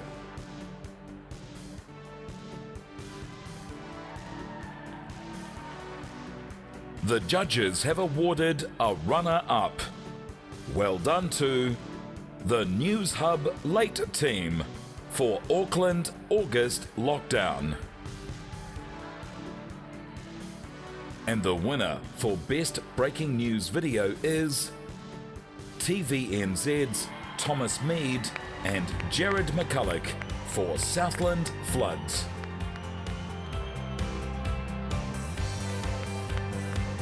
Covering a flood is never easy, but Thomas and Jared overcame the challenges to deliver a well-scripted, shot and structured story that beautifully captured the emotion of what was happening in Matoda. It's the sight the residents of Matoda had feared. A town underwater, its streets turned murky brown, homes inundated, the water lapping right up to and over the doorstep. Next up, we take a look at Best Current Affairs or Series. And the finalists are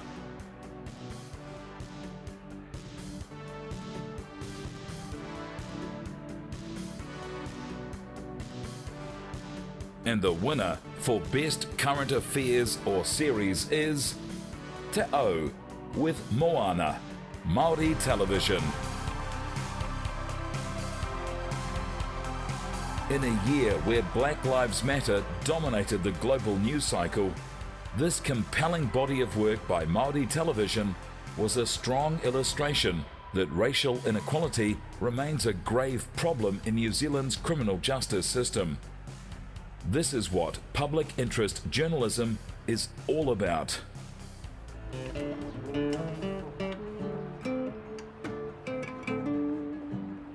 Teina Pora. I introduced him to my guitarist Kadzo a few years ago. Music is Teina's happy place. How hard was it when you came out of jail? Been hard. And I don't want to cry on TV.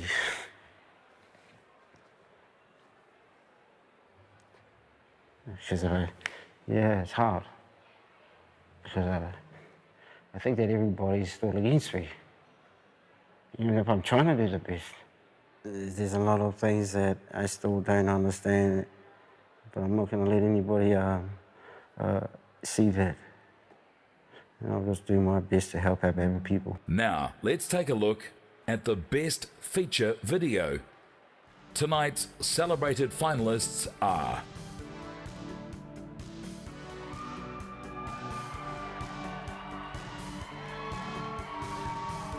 and the winner for Best Feature Video is Abigail Doherty for The Mystery of Mrs. Muir. This was a story with a terrific and unexpected twist. The video was well put together, given the limited footage to hand, and sufficiently quirky to generate audience interest in a long-forgotten woman. Best of all, it left us wanting more.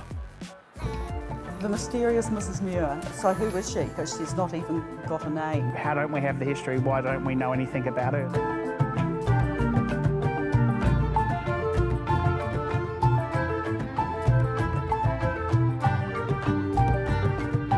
Mrs. Muir was kind of a big deal in netball. She was among a group of pioneering women that set up Netball New Zealand in 1924 and went on to lead the organisation for nearly 2 decades. She also coached the first Silver Ferns team in their historic 1938 tour to Australia. Yet netball historians didn't even know her first name.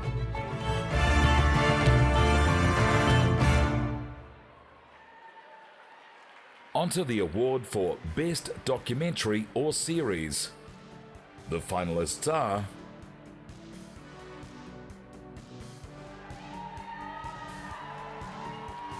and the winner is Emma, Stuff Circuit. Among a strong field of contenders, Emma was the runaway winner. This documentary had incredible, well-considered production values, a riveting original storyline, and a charismatic central character.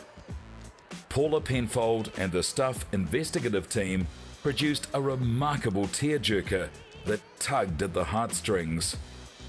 The complexities of adoption is a well-trodden subject of numerous documentaries, but Emma was nothing short of world-class storytelling. Hello! Hello! I could see her on the side of the road waiting for me, and then I started walking towards her. She had flowers for me. She's got flowers for me. Ah. I was so happy. I didn't feel nervous or anything.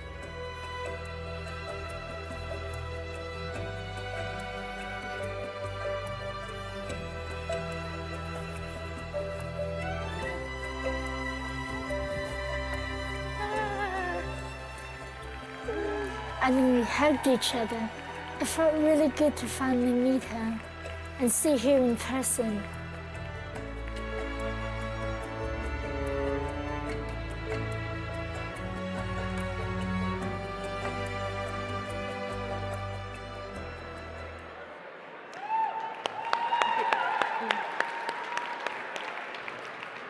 Now, I think we can all agree that was a pretty heartwarming clip there from Stuff Circuit's Emma. Truly moving production about a very special person who is actually with us this evening. Now, if you've been lucky enough to have watched Emma, you'll be moved not only by her journey of adoption, but also by her patience, resilience, and ability to see the silver lining in every situation, even when to the viewer it was harsh, it was cold, and it was a grey reality. To acknowledge her bravery and courage in telling her story, we'd like to welcome on stage Emma Barrett.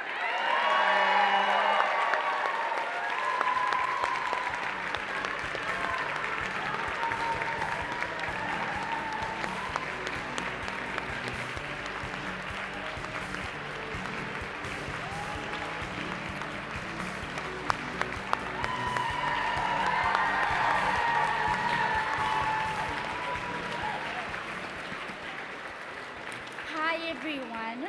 I just wanted to thank the team for their brilliant effort for making this documentary. It turned out amazing.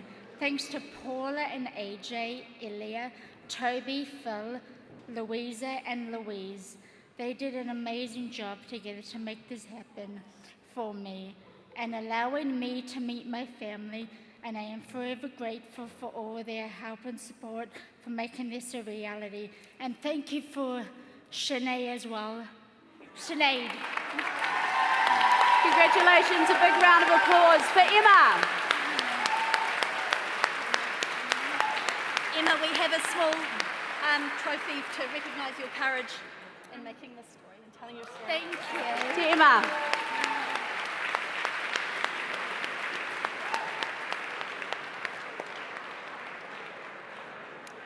All right, to the Supreme Award of the Video category, Video Journalist of the Year, proudly sponsored by Canon. Could Brad Gibbons please return to hand over the McKendry Trophy? Canon New Zealand are excited to be sponsoring the Video Journalist of the Year Award for 2021, supporting the future of video journalism. Congratulations to all the finalists and the winner of this category. We're proud to partner with you. And the finalists are Sam Calway,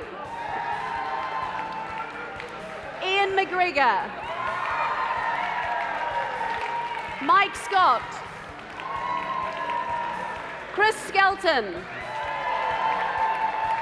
and Rosa Woods. The judges have awarded a runner-up whose work they said was a pleasure to be immersed in. Congratulations to the runner-up, Rosa Woods. And Brad, can you please announce our winner? Thank you. And the winner for the Video Journalist of the Year is Ian McGregor.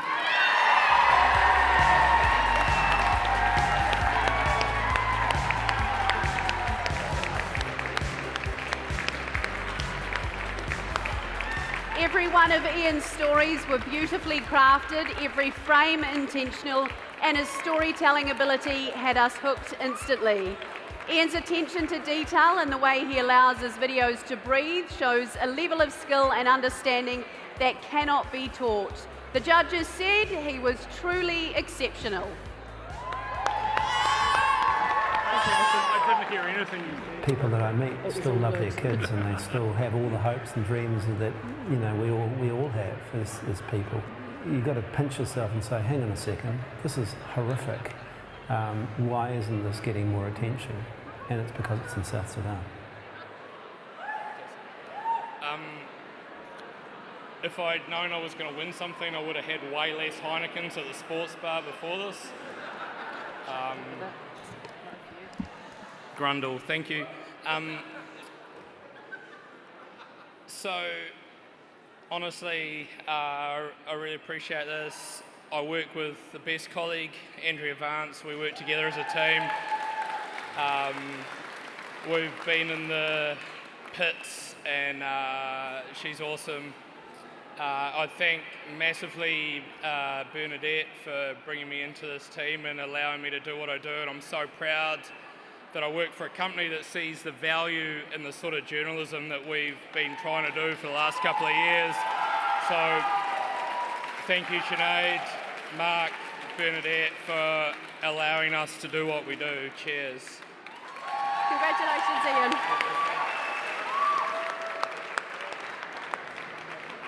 And that wraps up the video category to the Specialist Awards for newspapers. And the finalists for Best Newspaper Front Page are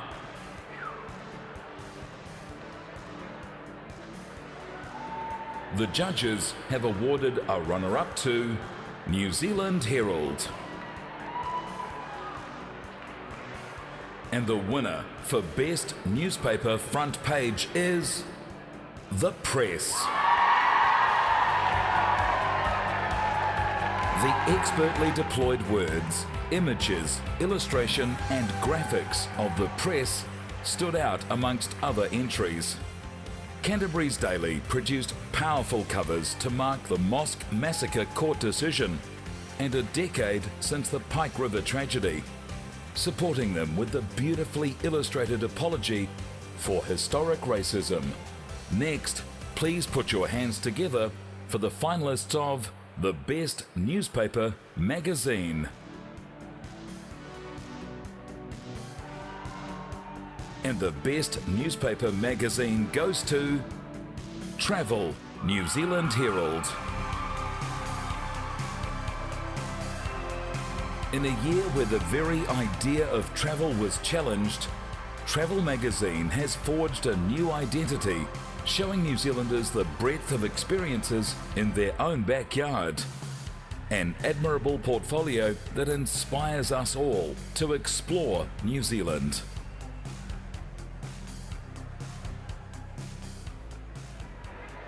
Congratulations to those winners. Now, first up for the Premium Awards in the newspaper category is the Community Newspaper of the Year, proudly sponsored by ASB. And the finalists are Gulf News, Mountain Scene, Oamaru Mail, The Star Dunedin, and White It Up in Midweek. And the winner for Community Newspaper of the Year is Oamaru Mail. The Oamaru Mail stood head and shoulders above the other contenders, the judges said.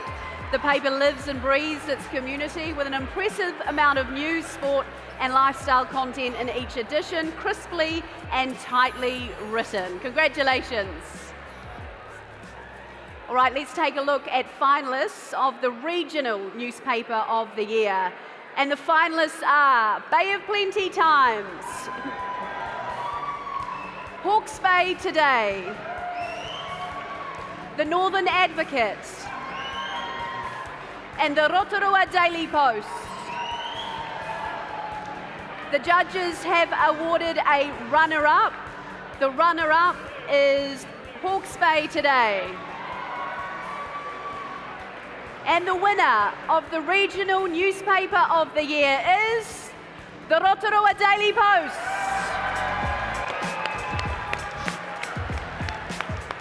An absolute standout. There is no doubt that local news remains at the heart of this publication. This newspaper has also enjoyed what is almost unheard of these days, higher circulation and readership figures. It's not hard to see why. Congratulations. To the Weekly Newspaper of the Year, and the finalists are the Weekend Press and the Weekend Herald.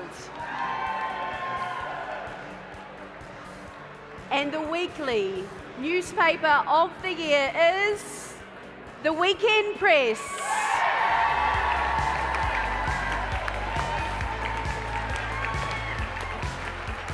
The Weekend Press is a consistently well-crafted and superbly presented read that has people, real people, at the centre of all that it does. There are local faces everywhere on comprehensively curated news pages and in the in-depth South Island-focused pieces of national interest that make Mainlander such a meaty, revisitable read. Congratulations. And lastly, a little hush for this last newspaper award, the Metropolitan Newspaper of the Year. The finalists are the Dominion Post and the Press. The winner for the Metropolitan Newspaper of the Year is the Press.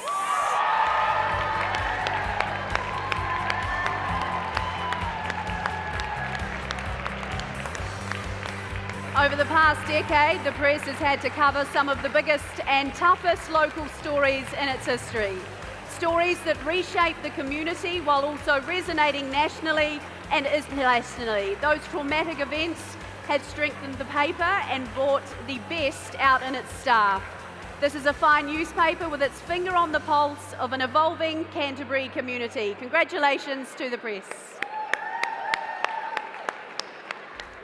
Okay, here we go. We're getting into even bigger awards now. From the group of winners in the Metropolitan, Regional and Weekly Newspaper of the Year awards, the judges then determine the overall Newspaper of the Year sponsored by Voyager. So can I welcome back to the stage, please, the CEO, C.B. Woodhouse, to present another prestigious Voyager Cup. All right, just to remind you of the finalists. Cheer for the one you'd like to see win, the Press Metropolitan Newspaper of the Year. The Rotorua Daily Post Regional Newspaper of the Year. And the Weekend Press Weekly Newspaper of the Year. CB, can you do the honours? The Weekend Press.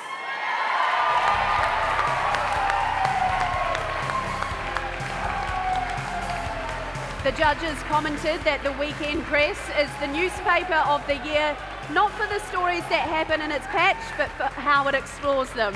Stories written, illustrated and presented with carefully crafted authority, urgency and flair are developed with explainers, analysis and crucially with the views and faces of the people, readers, who are most effective. It is a cleverly designed and truly South Island newspaper whose impact and interest has at its foundations the carefully told stories of the people who live there. Congratulations. Thank you. Thank you to all the judges. As they say, it's a daily miracle that we get a paper out every day, and I'm just really privileged to work with an awesome team of journalists, print producers, news directors, and thank you to Bernadette, Mark and Sinead for buying the company and really supporting the work we do. Thank you. Round of applause for the Weekend Press.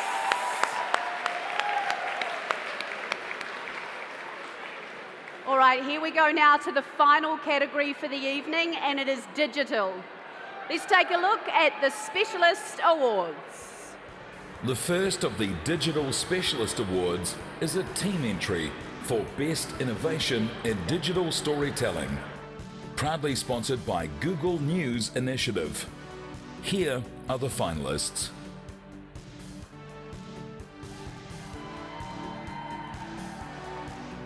The judges have awarded a runner-up. Congratulations to The Spin-Off with Hexwork Productions and Vanishing Point Studio for their piece 100-Year Forecast. And the winner is RNZ and Vanishing Point Studio for their story about New Zealand's burgeoning video game industry. This award is all about innovation in digital storytelling, and the winner, Game Change, stood out for exactly that. It used innovative design, language, and the mechanics of video games, but didn't lose the narrative of good storytelling, giving us real insight into a new burgeoning industry with colourful and rich subjects at the heart. Next in digital, best podcast, episodic or recurrent. The finalists are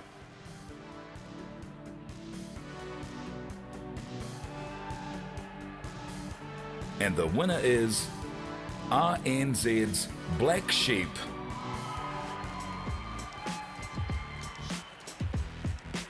The judges thought this was a great concept for a podcast, with a fantastic name that really suited the style and approach of the show. History is a hugely popular genre, and getting it into via rogues and villains is a really engaging way of telling stories from the past. Now, what about yourself? Have you ever been a prostitute? If you want your face smacked, you'll get that shortly. This is Flora Mackenzie. Probably the most famous brothel keeper in New Zealand history. The guy she's threatening to smack in the head is Radio New Zealand journalist Ray Hayes. And lastly, let's take a look at the finalists for Best Podcast, Narrative or Serial. And the winner for Best Podcast, Narrative or Serial is Getting Better, a year in the life of a Māori medical student by Bird of Paradise and RNZ. Getting Better is an important and eye-opening podcast that powerfully drives home the inequality for Māori caused by racism in New Zealand's health service. The medical knowledge held by presenter Emma Espiner gives it extra heft. A must-listen production. We see everything because we're often overlooked from our position on the lowest rung of the hospital hierarchy. If we have our eyes open, we can see the best and the absolute worst among the people whose ranks we're aspiring to join. Congratulations to our winners. Now, before we head off into the next lot of awards, there are no premiums, so this is the Supreme Awards for the digital category. If we could get a little bit of hush for this last lot. Oh, that's difficult. First up, the award for News App of the Year, sponsored by Huawei. To help us present this award, please give a warm welcome to stage Huawei's Media Relations Manager, Eugene Afanasi. Huawei Technologies New Zealand has been an avid supporter of the country's media. And tonight, Huawei Technologies is proud to sponsor News App of the Year Award. As a company that is committed to building a fully connected, intelligent world, Huawei would like to recognise and congratulate every finalist in this category for their critical work in helping all New Zealanders stay informed through some of the most disruptive periods in the nation's history. And the finalists are New Zealand Herald App, Stuff App, Come here. the Eastern Bay App, and the runner-up for this award is the Stuff App. Now, Eugene, please let us know who the winner is. You might have guessed it. It's a New Zealand Herald app. Come here!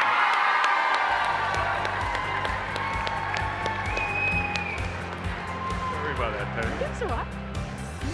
The New Zealand Herald has a clear edge when it comes to design and functionality. The app is world class. The news ticker gives a sense of urgency.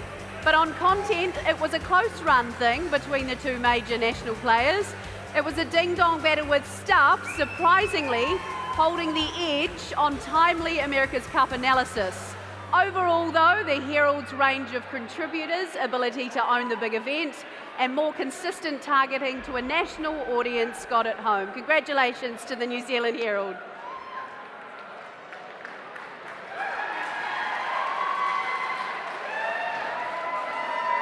Kia ora, everybody.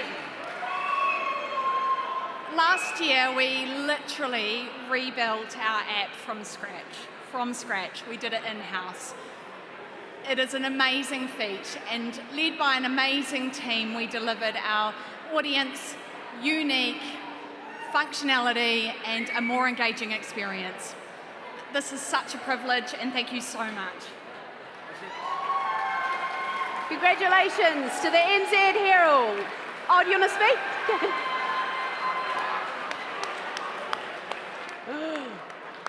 And thank you, Eugene. Next up, we announce the news website of the year, sponsored by Voyager Internet. Again, Stevie Woodhouse, if we could have you up to present this award. The finalists are nzherald.co.nz, rnz.co.nz, stuff.co.nz, and the spinoff.co.nz. Over to you, CB. The winner is newzealandherald.co.nz.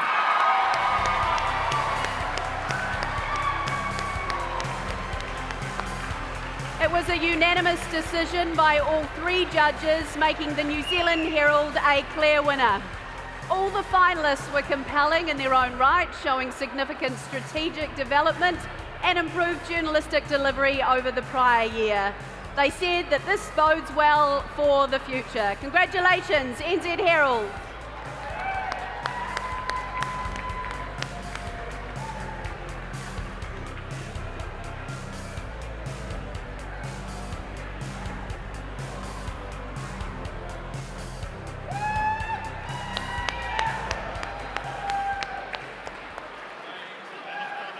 Would all the Herald and NZME journalists get up on the stage? Get up here, come on, come on.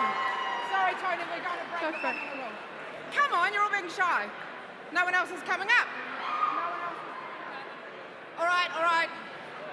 Tēnā koe katoa, and congratulations to RNZ, Spinoff and Stuff. You are wonderful adversaries. 2020, huh? What a bloody year. At times, as the world tipped on its head, it seemed that anything could happen, and sometimes it did. The Easter Bunny and the Tooth Fairy became essential workers. We fought over toilet paper, and Ashley Bloomfield became a sex symbol.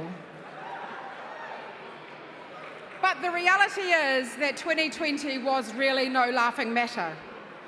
People in New Zealand contracted COVID and died. Thousands of people lost their jobs. Thank you to the people saying shush. Our borders were closed and we were told to stay home to save lives. Who's waving? That's nice. Look, it was really never more important to tell the stories that mattered. And I think all of the New Zealand media companies can hold their heads up high and did a wonderful job.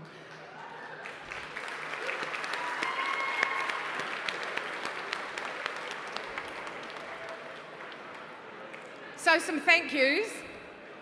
First of all, thank you to the judges and to the award organisers.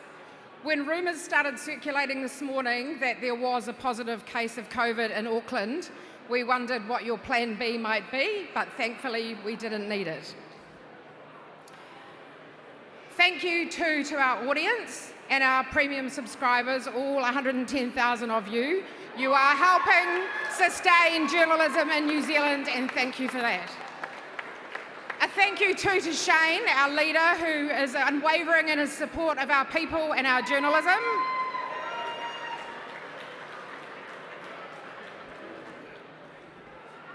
And thank you too to every single Herald and NZME journalist up and down the country in our newsrooms. The last year you have done some of the most important work you will ever do. So thank you, you should be rightly proud of this award. It is a privilege to work with the best in the business. I'll be very quick, but I just want to say a big thank you to Murray Kirkness, who is not here. That is why I am here. I hope you're watching the live stream, Muzz. You're a legend. Your commitment and dedication, nobody gives more to this place than you do, and you're an inspiration for that, buddy. And also big thanks to all of the teams that have supported us, digital editors, some of whom are here today, senior editors, marketing, commercial, product development. Everyone's a huge NZME effort, and a big thanks to Andrew Laxon, planning editor, who's editing the website and the paper for tomorrow, and all of the staff back at work keeping it real. One final thought.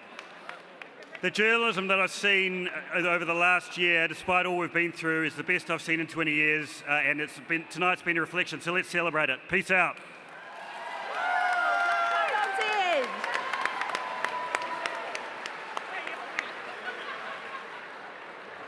Congratulations again to the NZ Herald. All right, we have made it all the way to the very last award for this evening. This is a very special one, the Editorial Executive of the Year, sponsored by ASB. If we could get some hush for this final award, it's a pretty special one. The Editorial Executive of the Year recognises the significant contribution during 2020 of a senior editorial leader in the industry and the critical role of editors in allowing any of our organisation's best editors to embody the finest qualities of our industry and define the tone and quality of journalism produced by their organisation. They not only have a strong influence in the day-to-day output of their newsrooms, but they help shape the future of the industry through their intellect, their ability to influence, lead and inspire others. They are role models, mentors and ambassadors for the power of journalism. To present this special award on behalf of ASB, I'd like to call Brooke Cameron for our final presentation.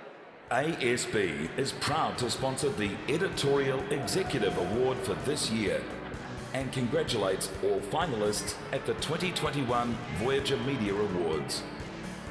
The finalists are Carmen Parahi, Debbie Porteous, Jane Skinner, Todd Simmons,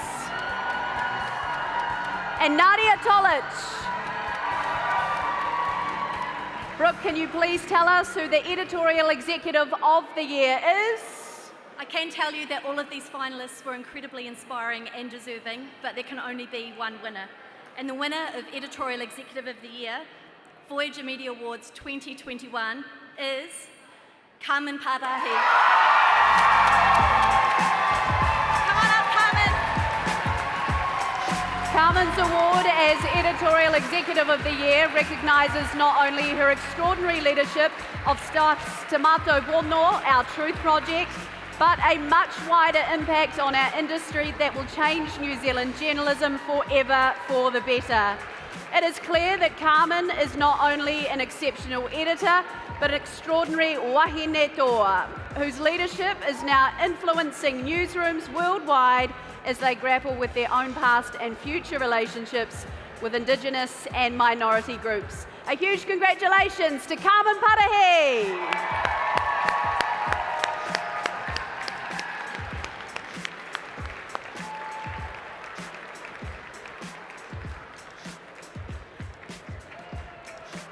Is Carmen here?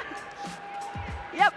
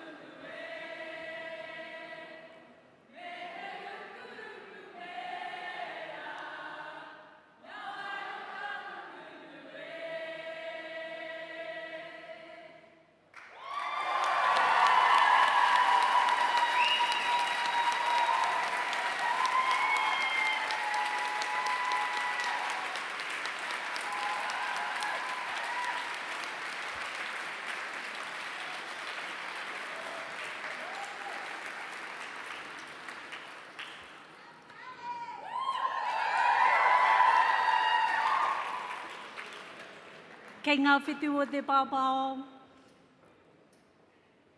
Tēnā koutou katoa. Who would have believed that stuff could get up and sing a waiata Māori at the Journalism Awards?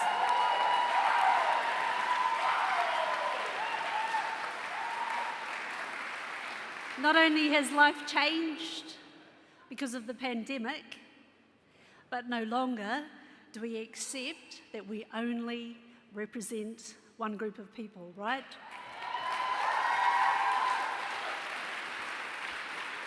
I don't know if anyone noticed, but this year there was a lot of diversity in our awards and our finalists, and it was awesome. Aotearoa New Zealand is made up of many communities, and it's about time we started representing all of them, giving them all voices. Ngā mihi nui kia koutou katoa, kia kaha koutou.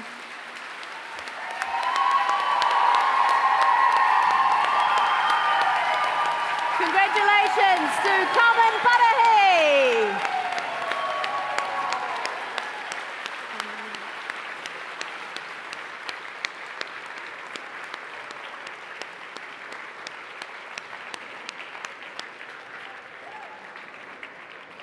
Huge congratulations, and so wonderful to see such a popular figure up on stage winning the ultimate prize. Congratulations, Carmen. What a night. Congratulations to all of the winners this evening. Can I please ask all of the winners, can you please go to the photo wall to make sure that you document this amazing night for you? That concludes the formal part of the Voyager Media Awards. Please stay on, and here's to journalism. Congratulations.